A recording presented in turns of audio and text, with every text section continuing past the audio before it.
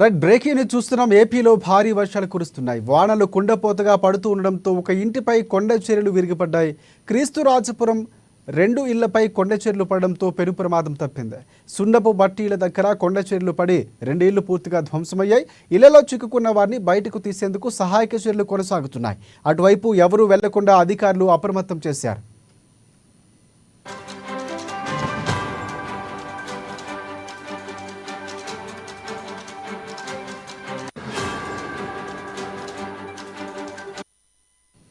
ఇక కొండ చర్యలు కూలిన ఘటనలో సహాయక చర్యలకు ఆటంకం ఏర్పడింది. చిన్నపాటి కొండ చర్యలు విరిగిపడ్డాయి. జేసీబీలు ప్రొక్లైన్లతో సహాయక చర్యలు కొనసాగుతూ ఉండగానే మట్టి పల్లెలో పడుతున్నాయి. జేసీబీలు ప్రొక్లైన్లు సిబ్బంది వెనక్కు తీసుకువెళ్లారు.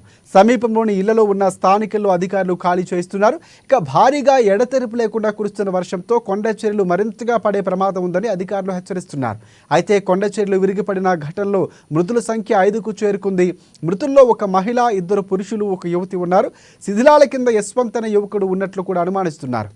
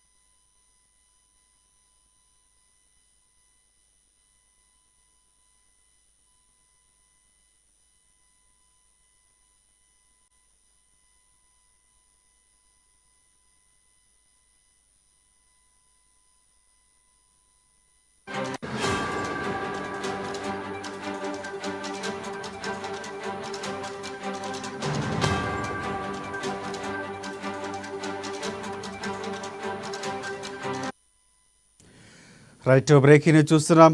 ఏపీలో భారీ వర్షాలు కురుస్తున్నాయి. వానలు కుండపోతగా పడుతుండడంతో ఒక ఇంటిపై కొండ చర్యలు విరిగిపడ్డాయి.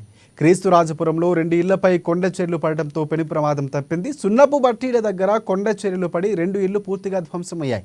ఇళ్లలో చిక్కుకున్న వారిని బయటకు తీసేందుకు సహాయక చర్యలు కొనసాగుతున్నాయి.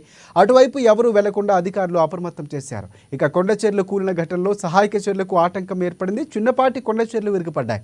జేసీబీలు ప్రొక్లైన్లతో సహాయక చర్యలు కొనసాగుతూ ఉండగానే మట్టి పల్లెలో పడుతున్నాయి. ఇక ఈ నేపథ్యంలో జేసీబీలు ప్రొక్లైన్ల సిబ్బంది వెనక్కు తీసుకువెళ్లారు. సమీపంలోని ఇళ్లలో ఉన్న స్థానికులు అధికారులు ఖాళీ చేస్తున్నారు. భారీగా ఎడతెరిపి లేకుండా కురుస్తున్న వర్షంతో కొండ చర్యలు మరింతగా పడే ప్రమాదం ఉందని అధికారులు ఒకవైపు హెచ్చరిస్తున్నారు. అయితే కొండ చర్యలు విరిగిన పడిన ఘటనలో మృతుల సంఖ్య 5కు చేరుకుంది. మృతుల్లో మహిళ, 2 పురుషులు, యువతి ఉన్నారు. శిథిలాల కింద కూడా యశ్వంత్ అనే యువకుడు ఉన్నట్లు అనుమానిస్తున్నారు. సహాయక చర్యలు చేపడుతున్నారు.